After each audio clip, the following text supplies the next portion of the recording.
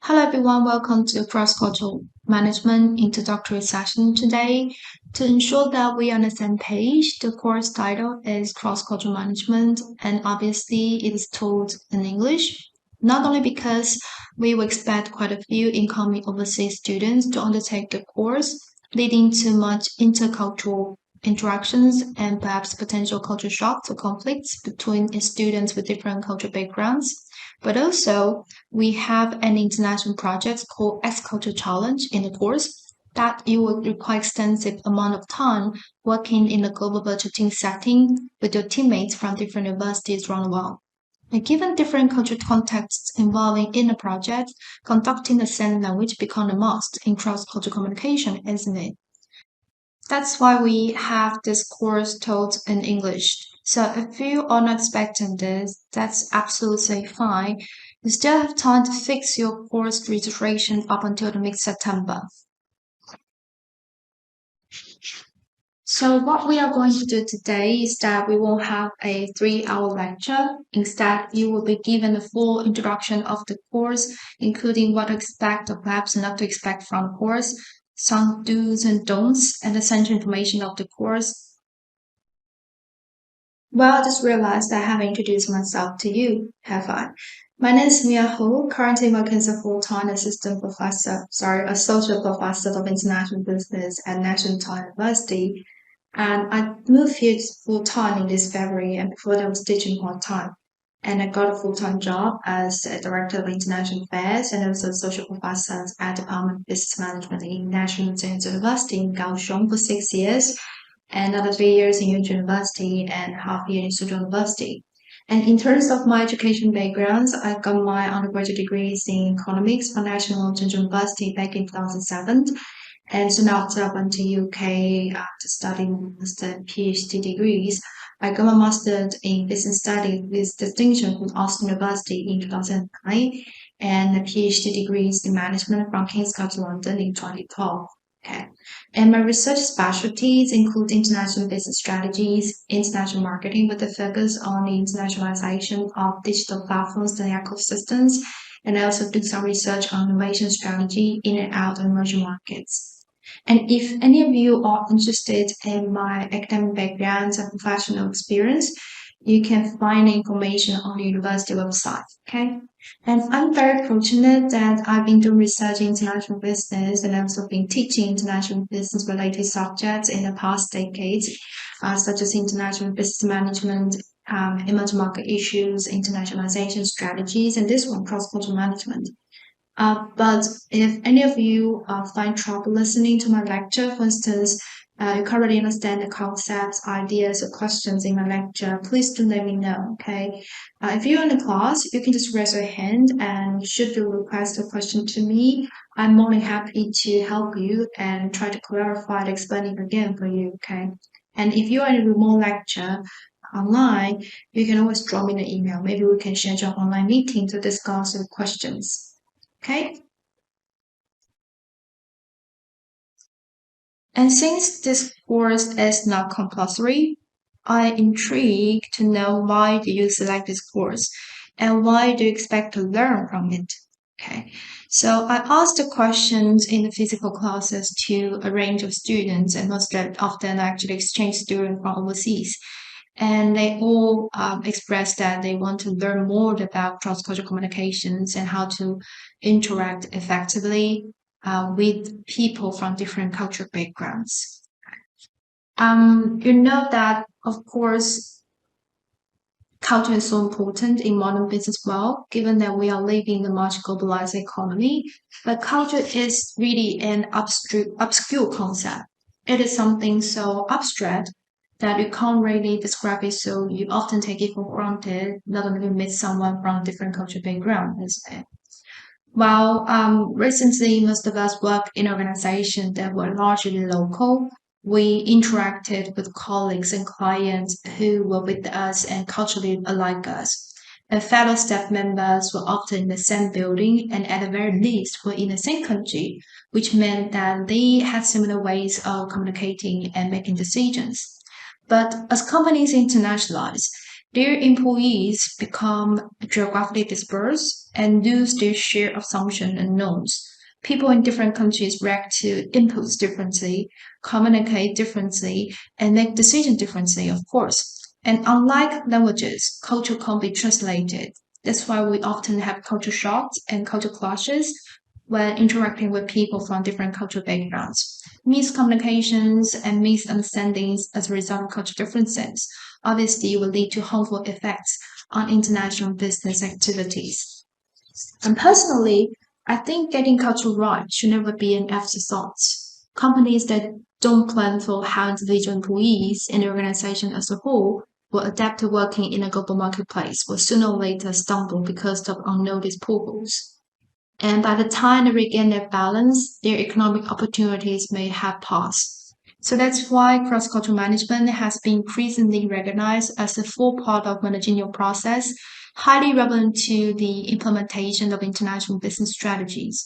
In response to this course aims to provide a comprehensive understanding of the issues involving in intercultural communications and interactions by a variety of course activities, which will be explained later. And by learning cross-cultural management, you are expected to, first of all, to understand the concepts, tools, and framework that can be used to manage cross-cultural activities.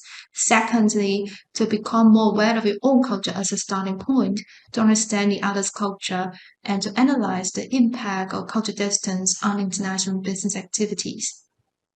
And next, to identify the cross-cultural risks and resolve the potential conflicts and misunderstanding in any form of intercultural interactions and collaborations. I think you're gonna learn that from the X-Cultural Challenge projects. And finally, to develop and improve your cross-cultural skills and cultural intelligence, inspiring the global opportunities in your future career.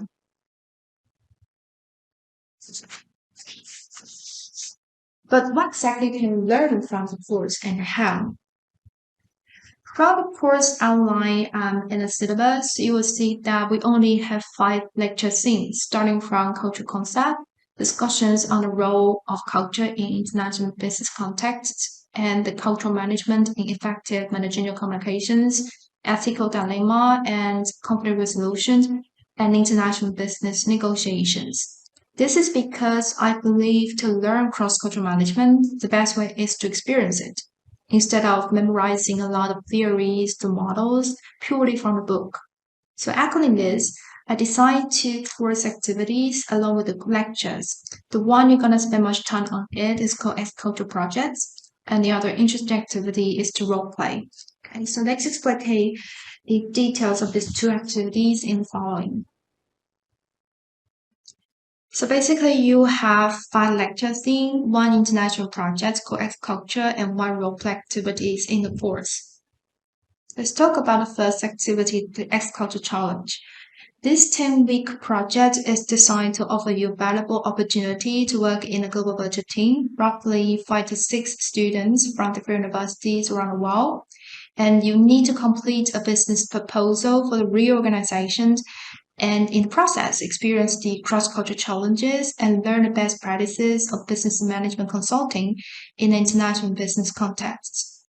You need to know that participating in X-Culture project is very demanding because you are expected to spend like 3 hours per week working virtually with your teammates and complete the tasks, including 3 individual progress reports, one team final reports, and one individual post-project survey, which are all conducted online outside the classes. Except for the individual oral presentations, you are required to do that in class once you finish the projects.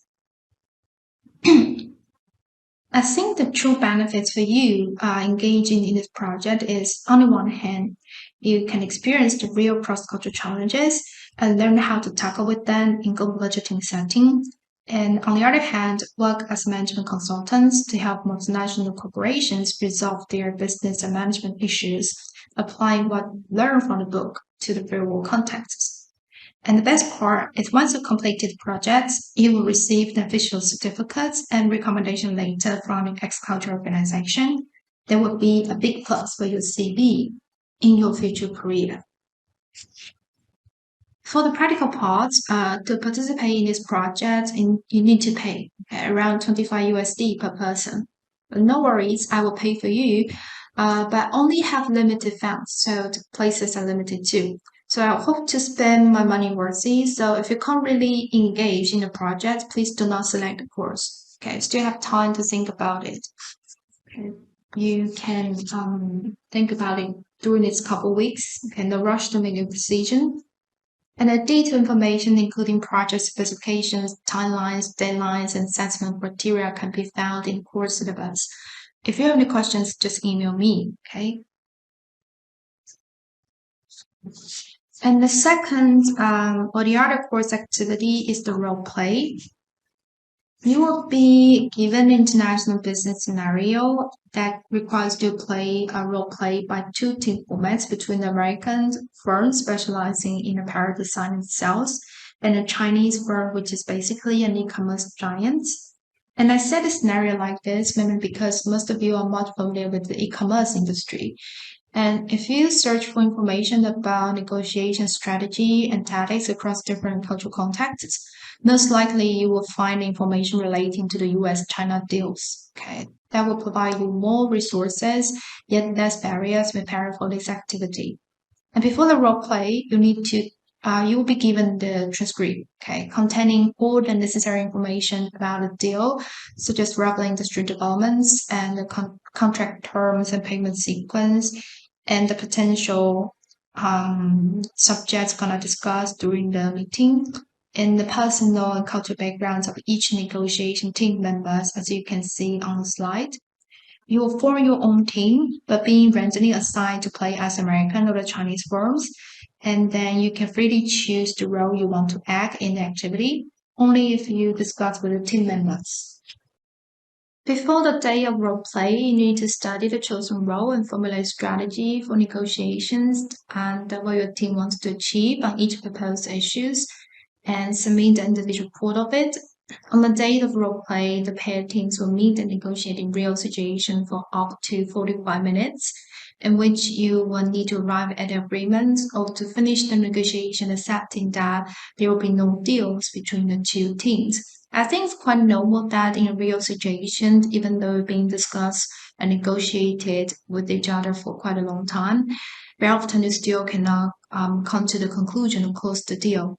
Okay, so if you can't really negotiate it, you can't really get your negotiation finished within the 45 minutes time range, that is absolutely fine. Okay. And the objective of these activities are twofold. One is to let you experience the real-time business negotiation and learn how to close the deal and reach the win-win situation by the end. And second is to let you deal with the potential conflicts in cross-cultural communications when you are acting different roles with the mixed cultural backgrounds. And my markings therefore mainly focus on whether or not you show the unique cultural characteristics of your chosen role and the extent to which you engage in these activities to help your team achieve their negotiation goals. And based on my past experiences, students are quite enjoying these activities and express their appreciation to gain valuable learning opportunities.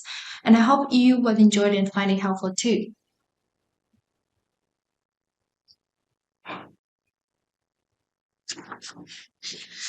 In terms of the assessments, we have no exam in the course. Okay, personally, I'm not a big fan of examinations, given that the nature of business management has no right or wrong answers. Okay, but you do need to involve in two group activities, as I mentioned before. One is X culture, and the other is the role play. And the allocation of your marks in the course is shown on the slides and also stated in the syllabus. You can easily spot that I include class participation in the course, which account for 50% of your total marks. This is because my teaching style is quite interactive and I tend to design many questions for class discussions in order to facilitate your learning. Therefore, I highly encourage you to attend the lectures and get involved in these discussions. And if you can't attend the lectures, please email me or the TA in advance. Otherwise, you will be deducted 3% in each absence, and other assessment details can be found in the syllabus. And we have two learning platforms in this course. The one you will be automatically enrolled in is called NTU Core platform. If you have registered in the course, you will be, I think you're already in it. Okay, just check the website, see if you can see all the lecture contents. And if you have not registered in the course due to some personal reasons, that's also fine because we are still in the drop-in and adding session within the first 2 weeks of the semester. You can get the same information and resources of this course in the Google Classroom just by link and the website, or maybe you just scan the QR code on the slide. Okay. Okay, finally, if you have any questions about the course, you can always drop me an email or maybe you can book appointment with me. My office is in the management building 2E30 8th floor. Okay, so you can easily spot that. And also you got my email and all the information of course syllabus. Okay, and maybe we can have a meeting online. That's also fine. And we have a festival over this weekend, so happy Moon Festival, and I hope you don't eat too much moon cake, okay? And hope you have good time with your friends and family. See you next week. Bye bye.